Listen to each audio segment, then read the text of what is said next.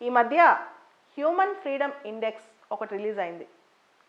Human freedom index అంటే ఆ దేశాల్లో మనుషులు పర్సనల్గా ఎకనమిక్ పరంగా ఎటువంటి ఫ్రీడమ్ అనుభవిస్తున్నారు, వాళ్ళు నిజంగా వ్యక్తిగతంగా ఆర్థిక పరంగా స్వేచ్ఛను అనుభవిస్తున్నారా లేదా అనే అంశం మీద రకరకాల దేశాల్లో 76 ఇండికేటర్స్ కొలమానంగా తీసుకుని ఈ హ్యూమన్ ఫ్రీడమ్ ఇండెక్స్ను అందిస్తారు. దీన్ని అమెరికాకు చెందిన క్యాటో ఇన్స్టిట్యూట్, కెనడాకు చెందిన ఫ్రేజర్ ఇన్స్టిట్యూట్ ఇద్దరూ కొలాబరేట్ చేసి ఈ రిపోర్ట్ను తయారు చేస్తారు. ఈ రిపోర్ట్ ఒకసారి చదివితే మనకి దీనిలో ఉన్న నిజాలు కరెక్టే కదా అని కళ్ళు తెరిపిస్తాయి. మనం గమనిస్తే కనుక భారతదేశంలో ఇప్పుడున్న పరిస్థితుల్లో మనం రూల్ ఆఫ్ లా, సెక్యులరిజం వీటిపైన స్వేచ్ఛగా ఉన్నామా, మనం ఆర్థికపరమైన అంశాల్లో ఎటువంటి స్వేచ్ఛా నిర్ణయాలు తీసుకుంటున్నాం, ఆర్థిక పరంగా మనకు వెసులుబాటు ఉందా, ఇవన్నీ కూడా ఇక్కడ మనకి రిఫ్లెక్ట్ అవుతూ ఉంటాయన్నమాట. మొత్తం 162 దేశాల్లో ఈ ఇండెక్స్ తయారు చేస్తే, ఈ సూచికలతో ఒక ఇండెక్స్ తయారు చేస్తే భారతదేశం యొక్క ర్యాంకు 111గా ఉంది.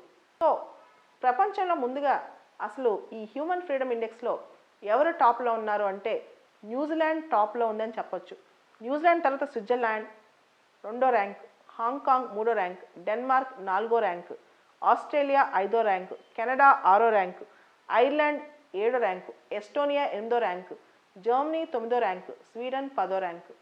సో ఇలా ప్రపంచంలో ఏ దేశాలకైతే ఆర్థికంగా బలంగా ఉన్నాయో, ఏ దేశాలైతే అభివృద్ధిలో ముందున్నాయో ఆ దేశాలు హ్యూమన్ ఫ్రీడమ్లో కూడా ముందున్నాయని చెప్పొచ్చు.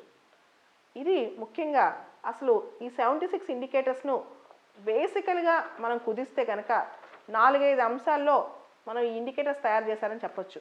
ముందుగా రూల్ ఆఫ్ లా, చట్టం అందరికీ సమానంగా వర్తిస్తున్నారా, చట్టం ముందు అందరూ సమానంగా ఉన్నారా. రెండోది రిలీజియస్ ఫ్రీడమ్, ఆ దేశంలో ప్రజలు మత స్వాతంత్ర హక్కు ఉందా. మూడోది సేఫ్టీ అండ్ సెక్యూరిటీ, ఆ దేశంలో ప్రజలకి భద్రత ఉందా. నాలుగోది legal system and property rights, ఆ దేశంలో చట్టాలు ఎలా ఉన్నాయి, ఆస్తి హక్కు వెసులుబాటు ఉందా, ఆస్తుల్ని కాపాడుకుంటున్నారా. ఐదోది access to proper financial systems, financial services, అంటే ప్రజలకి ఆర్థిక పరంగా వెసులుబాటు ఉందా, అవసరమైన చోట అప్పులు అందుతున్నాయా, కావాల్సిన చోట ఇన్వెస్ట్ చేయగలుగుతున్నారా, అక్కడ ప్రభుత్వ విధానాలు ఎలా ఉన్నాయి, ప్రభుత్వం ప్రజల హక్కుల్లో చొరబాటు చేసుకుంటుందా, గవర్నమెంట్ లిమిటెడ్గా ఉందా, ఎంక్రోచ్ అవుతుందా, అదేవిధంగా ప్రజలకి ఎటువంటి ఫ్రీడమ్స్ అక్కడ రాజ్యాంగంలో కానీ చట్టాల్లో కానీ ఉన్నాయి, మార్కెట్స్ ఎంత ఓపెన్గా ఉన్నాయి, అంటే అక్కడ బిజినెసెస్ ఇన్వెస్టర్ ఫ్రెండ్లీ ఉన్నాయా లేవా, తర్వాత ఆ దేశం యొక్క ఫారెన్ రిలేషన్స్ ఎలా ఉన్నాయి, ఆ దేశంలో వ్యక్తిగత స్వేచ్ఛలకు ఎంత ప్రాముఖ్యత ఇస్తారు, ఇవన్నీ కలిపి ఇండికేటర్స్గా తయారు చేసి హ్యూమన్ ఫ్రీడమ్ ఇండెక్స్ అనేది తయారు చేస్తారు. సో దానిలో 162 దేశాల్లో ఇండియా ర్యాంకు 111గా ఉందన్నమాట.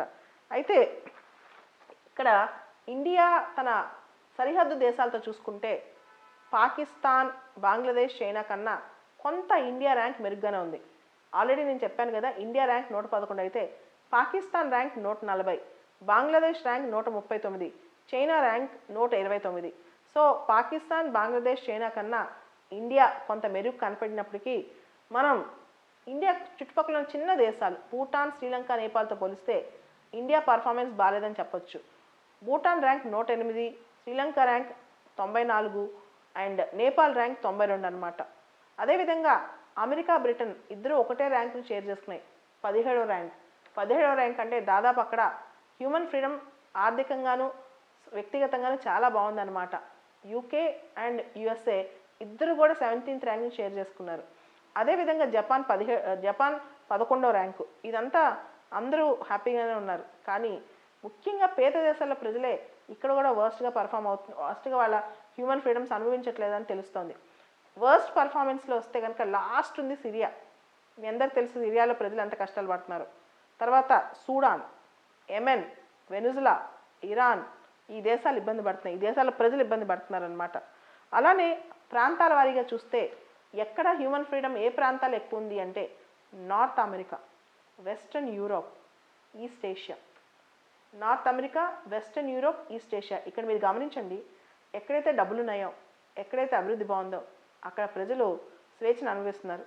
ఎక్కడ ఫ్రీడమ్ తక్కువ అనుభవిస్తున్నారు human freedoms, middle east, north Africa, sub Saharan Africa, south Asia.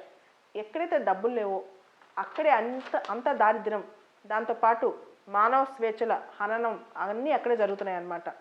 మహిళల పరంగా చూస్తే కూడా మనం నార్త్ అమెరికాలో, వెస్ట్రన్ యూరోప్లో, ఈస్ట్ ఏషియాలో మహిళలు చక్కటి స్వేచ్ఛ అనుభవిస్తున్నారు. అదే మిడిల్ ఈస్ట్లో, సబ్ సాహారన్ ఆఫ్రికాలో, సౌత్ ఏషియాలో, నార్త్ ఆఫ్రికాలో మహిళలు దారుణాలకు గురవుతున్నారు. ఈ మొత్తం ఎనాలిసిస్ చూస్తే కనుక అభివృద్ధి ఎక్కడుందో మానవ స్వేచ్ఛ అక్కడే ఉంది, అభివృద్ధి ఎక్కడ లేదో మానవ స్వేచ్ఛ అక్కడ లేదు.